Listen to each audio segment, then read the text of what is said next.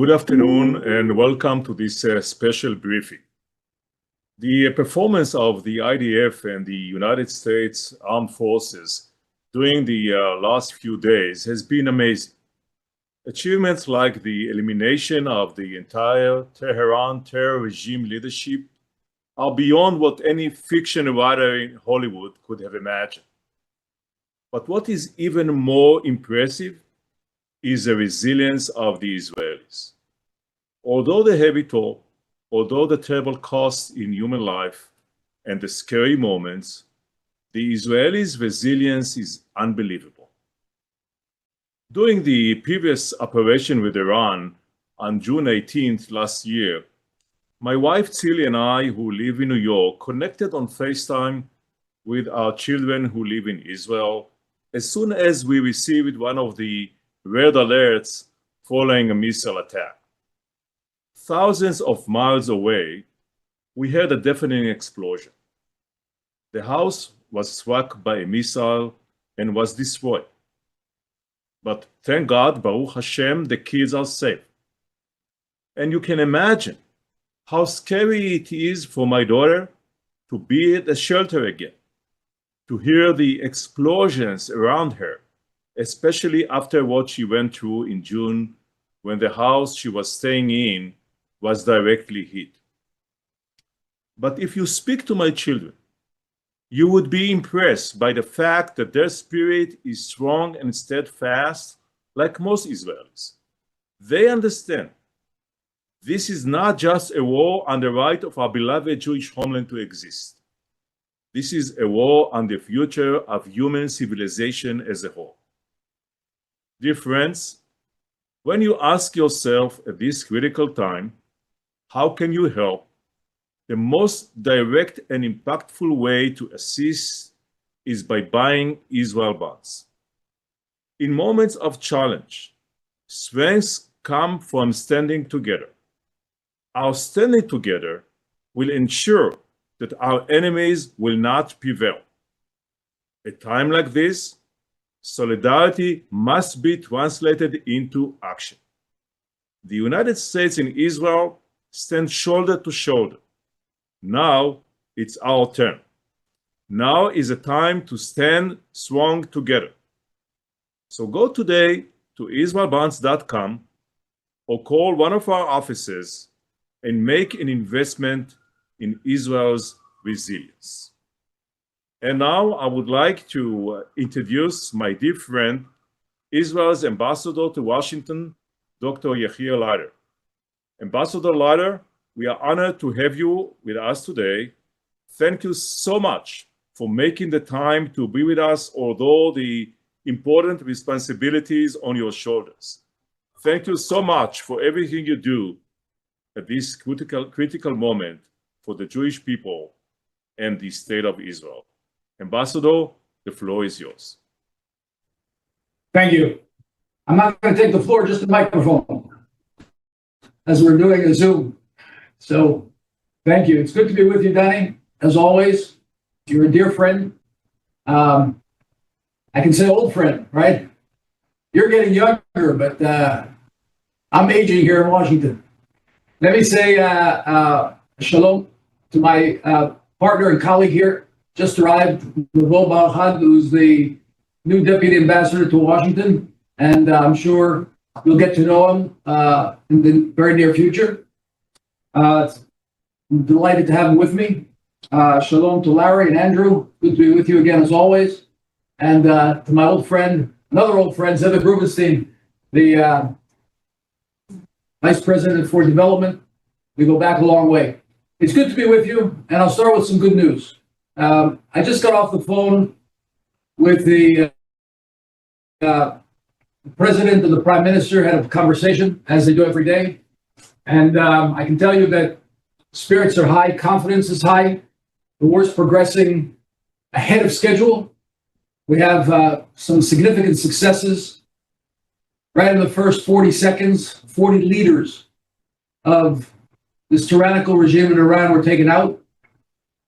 I can tell you that many people in the system, both here and Israel, were surprised at the success of the operation. But the important thing is that what that did was develop cracks in the chain of command. And what we're seeing now is the difficulty of the commanders in Tehran to get orders down to the field. That's the most important thing when you decapitate the head of the snake. The development is that the operative forces on the ground are at a loss. They have no command center. There's no chain of command. Now, it's not completely eradicated, but it's been cracked. We may have even better news that I could announce, maybe even during this meeting. We attacked the meeting, the board of directors, the electors, so to speak, that got together this morning to elect a new Ayatollah. And we identified their meeting place. And we may have some good news soon. It's going to be very difficult to elect a new Ayatollah if there's nobody to elect them. So we're waiting to see where that goes. In terms of prosecuting the war, it's important to understand that as a matter of fact, if I can trouble you, Salsan just joined us. She's the head of our public diplomacy department. I have a map on my desk. Could I trouble you to please bring it in? Thank you so much. I'd like to actually show this to you. The importance of understanding how the war is prosecuted. In Western Iran, along the very long border, which is very hilly, it's full of mountains. That's where the Iranians hide their radar systems, their missile defense systems, their launchers for surface-to-air missiles, to try to keep our planes out, obviously, and their ground-to-ground missiles, which they use to fire into Israel. Here we go. Thank you. I hope everybody could see this.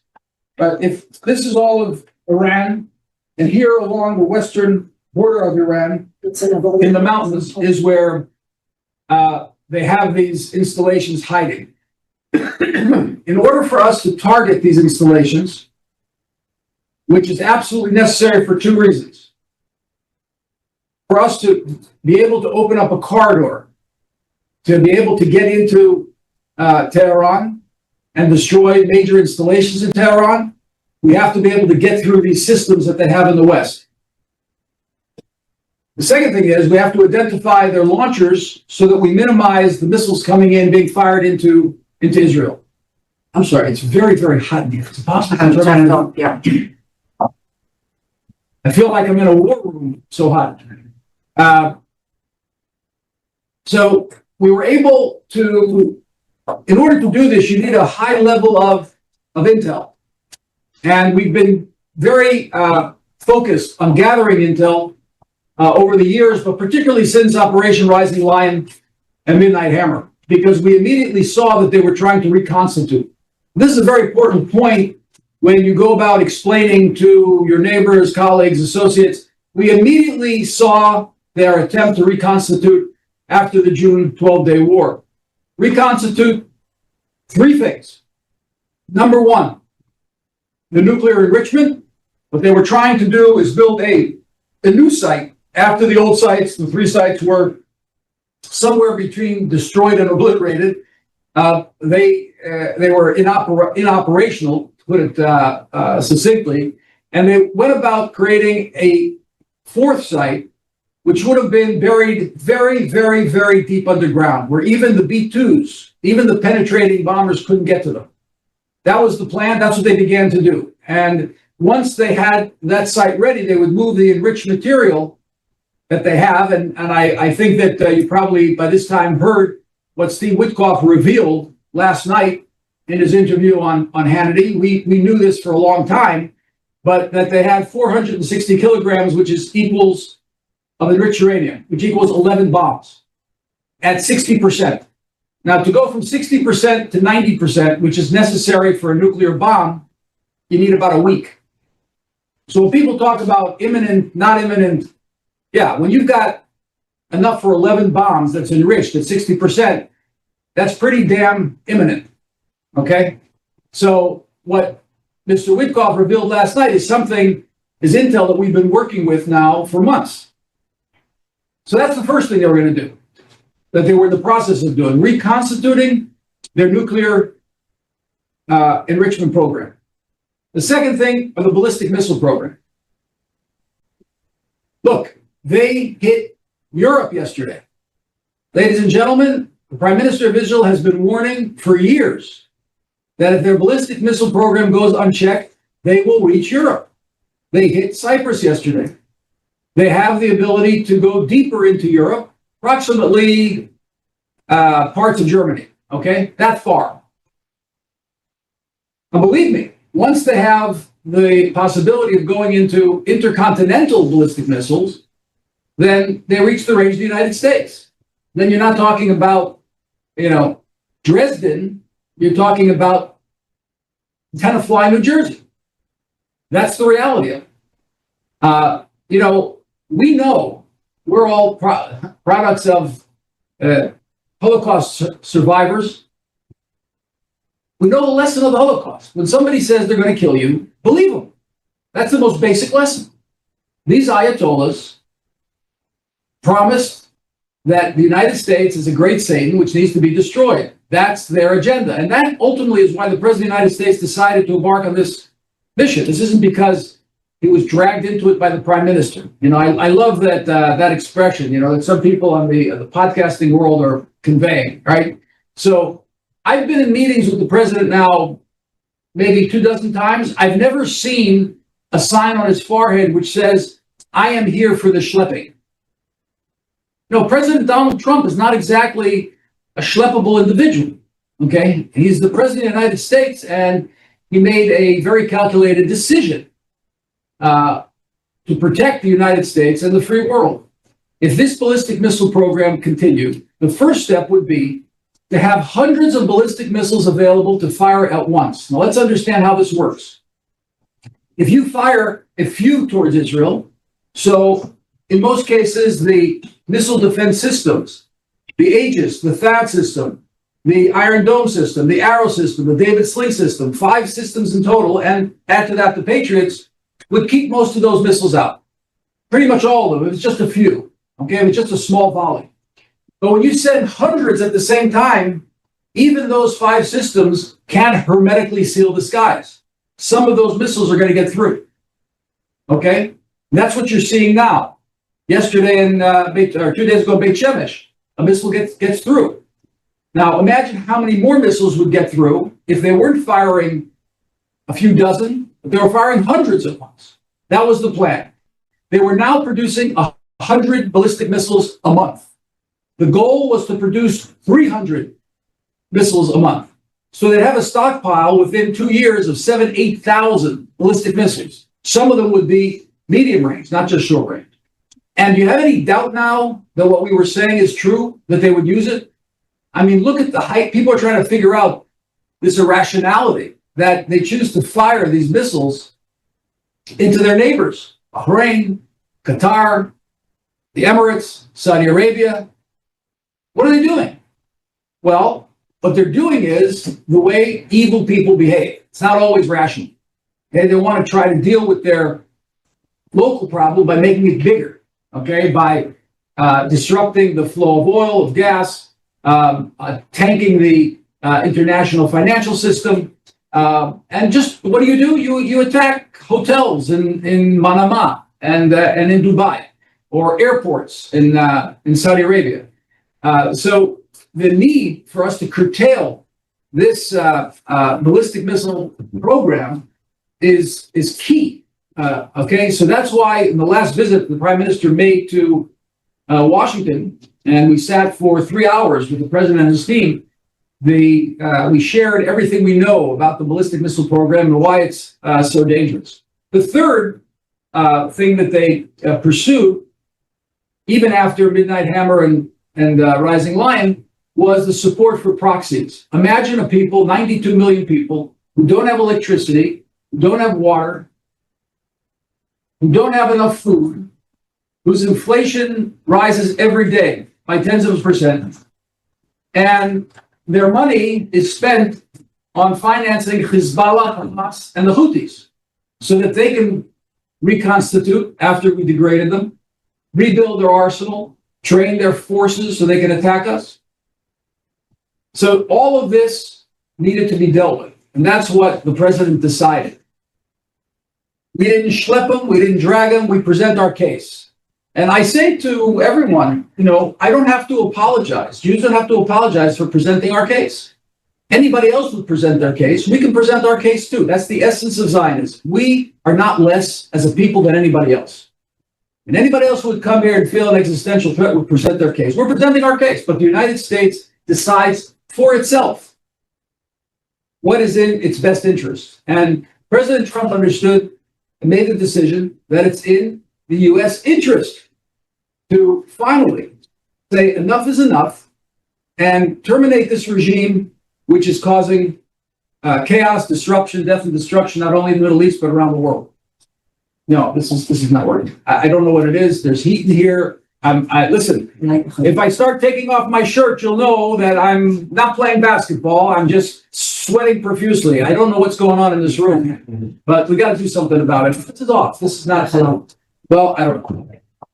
In any case, the war, just leave it, please just leave it. The war is being prosecuted effectively, professionally, properly. There's never been a level of collaboration between any two armies. I mean, understand that the two most powerful air forces in the world are operating together, and we're operating very effectively. So one of the reasons why we've been so effective is that we've actually doubled the number of planes that we use, the warplanes that we used in Rising Lion, Midnight Hammer, has been doubled just on our part. Okay, we flew about 120 warplanes the first operation in June. We're now flying over 200. And we're not responsible for the southern flank. The United States is flying over the southern flank and taking out all the installations there. And there's an area in the center of the country where we're actually operating shoulder to shoulder, or I should say wing to wing. But in generally speaking, we're able to focus all of our doubled power of over 200 planes in the west. We've opened the corridor to Tehran. Yesterday, we took out 3 of the 4 command centers in Tehran, the 4th one today. So they're really getting decapitated. And in a matter of hours, we'll have complete control over the skies of Iran. The more that they crumble and come apart, the more hopefully we'll see the opposition coalesce and provide an alternative. The biggest problem for Iran until now has been that the opposition hasn't gotten together.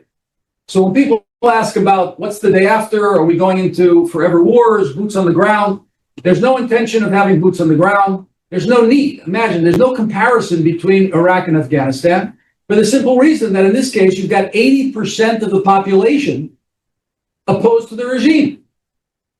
And they're just itching to bring this regime down and to take over. The problem has been unity.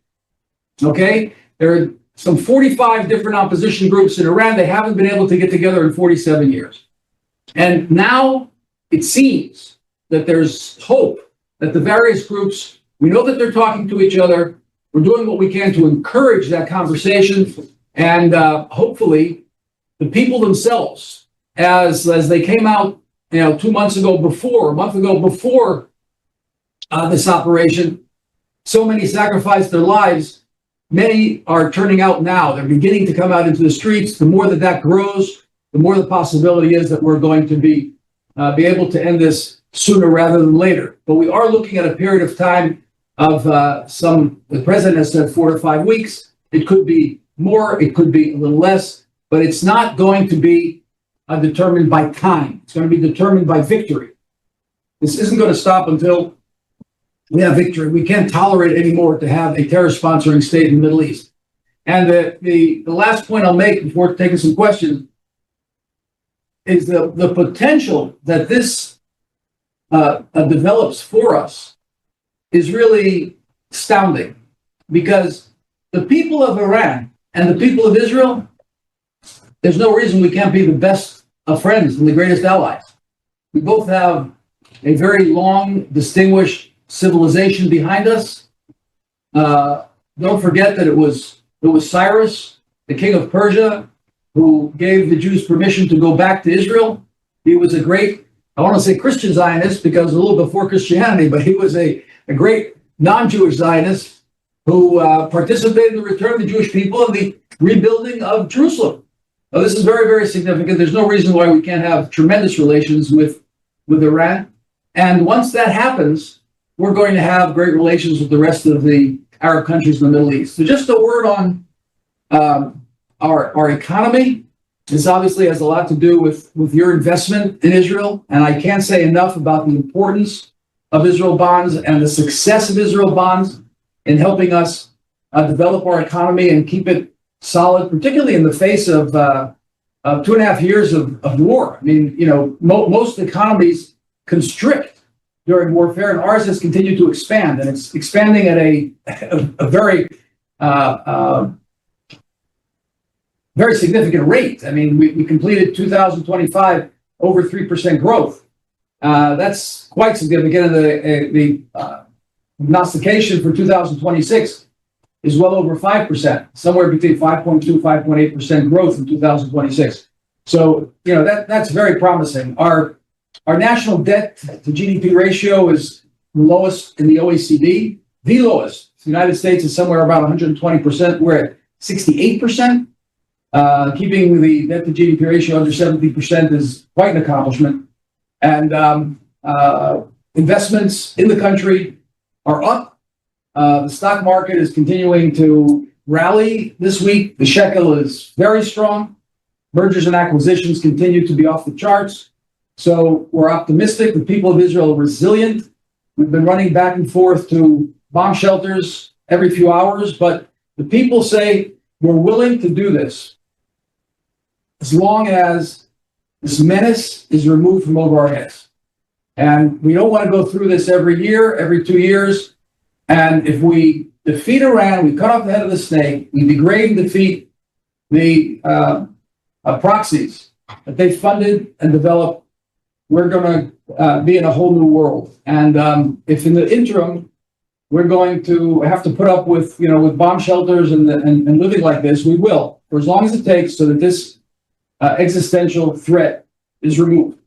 So let me stop there and give you a few minutes for questions. And I'm not going to be able to spend too much time with you because I've got to run back into our operations room, which follows really the war every minute of the day, 24/7.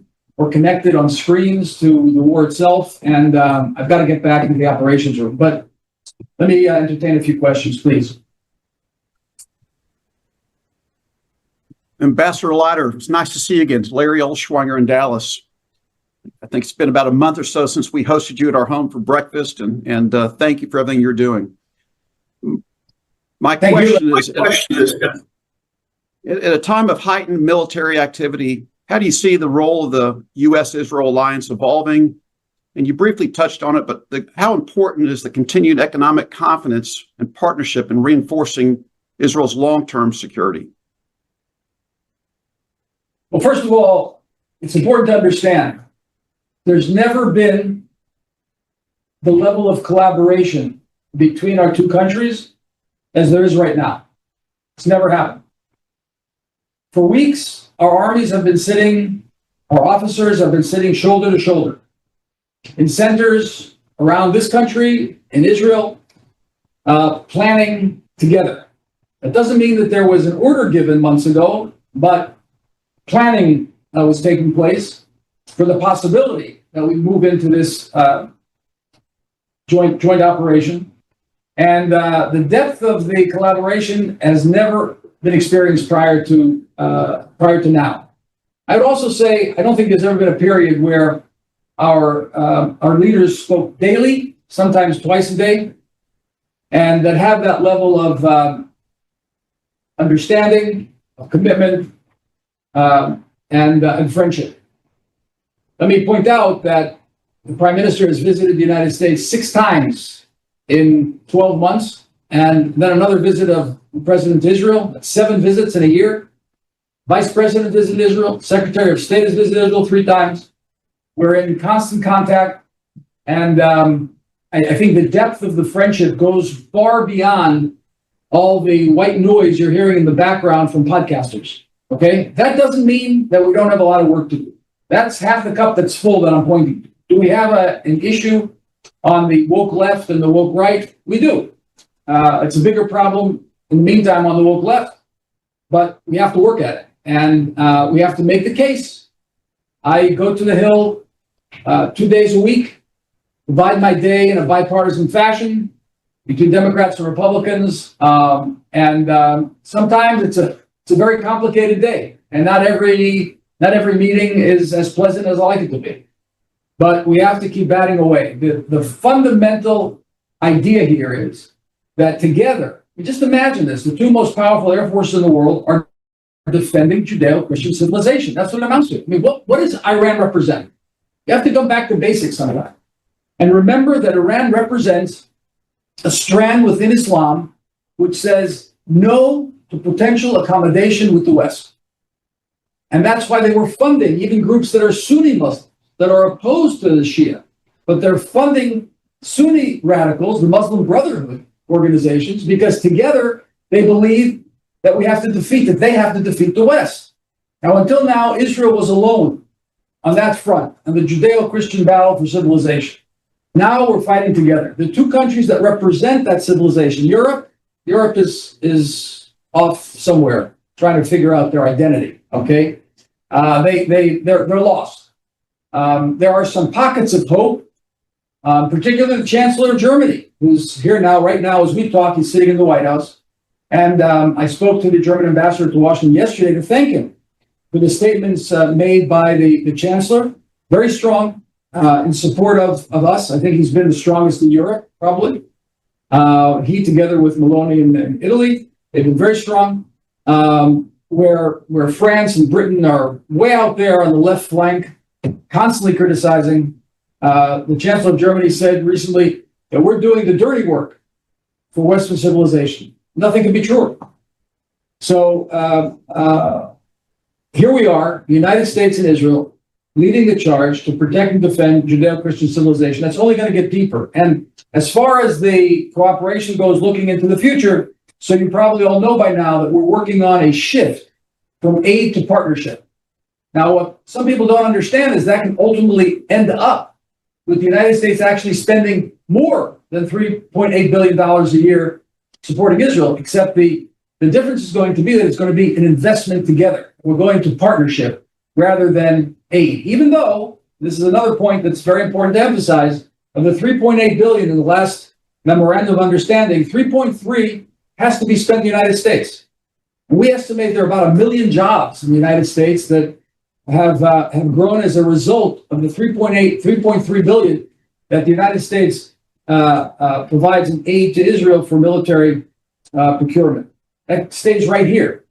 And I'll tell you more than that. When I go to a place like Lockheed Martin out in Dallas, that's where we were together for breakfast, Larry.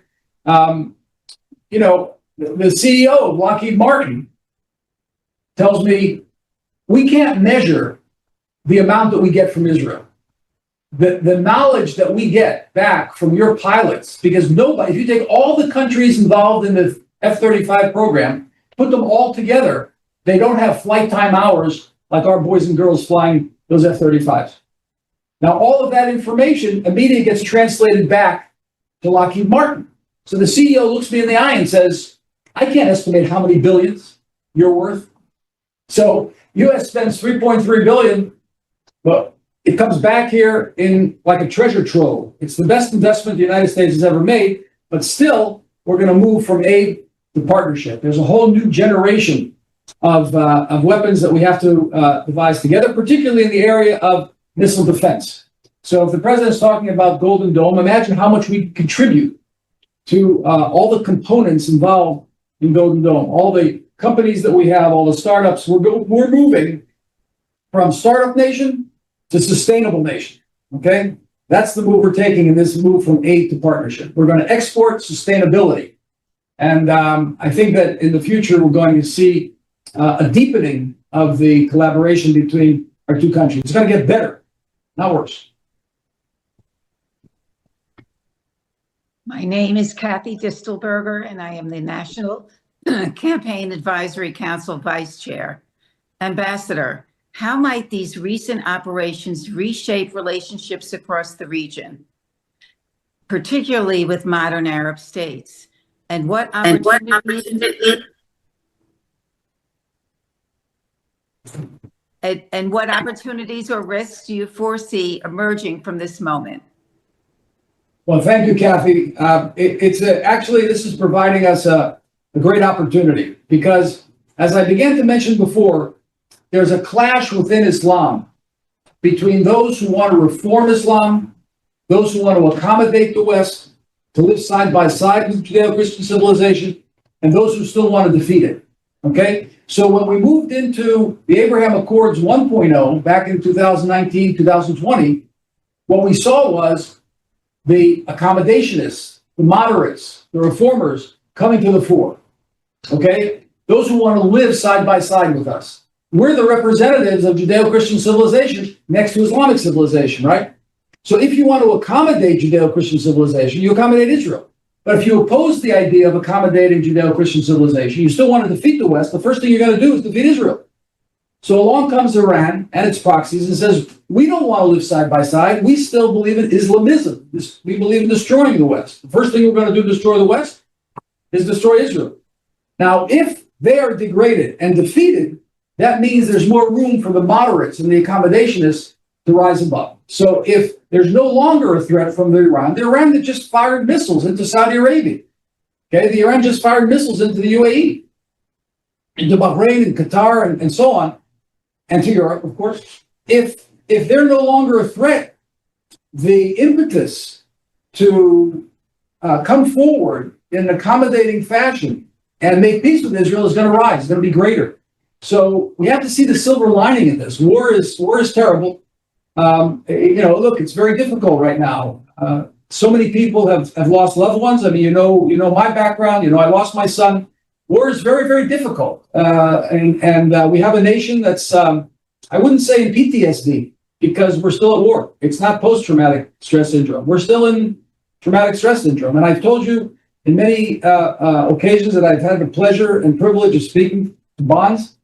Just last week, by the way, I was in Livingston, New Jersey, with Bonds, and I was supposed to actually speak over Shabbat in Manhattan for Israel Bonds.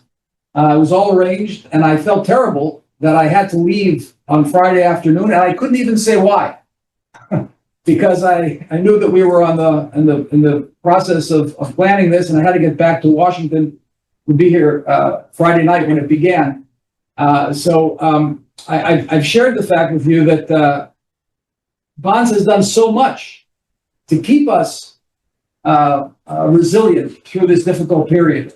Imagine what the finance ministry has had to go through, and all of a sudden you have all of these massive expenses just on the social level. So when you remove 140,000 people from their homes in the Gaza envelope and in the northern communities, where do they go? They've got to go to, one-room apartments in the middle of Tiberia, and you have families with 3 kids pent up in a hotel room for a year on the 9th floor. The kids want to jump out the window. We had to double, triple, quadruple our social services, our psychologists in the system, social workers, psychiatrists. We've had to do so much just in taking care of the population. We couldn't have done that without you. Understand yourselves, the difference that you're making in the lives of our people. So it's really a privilege to be with you.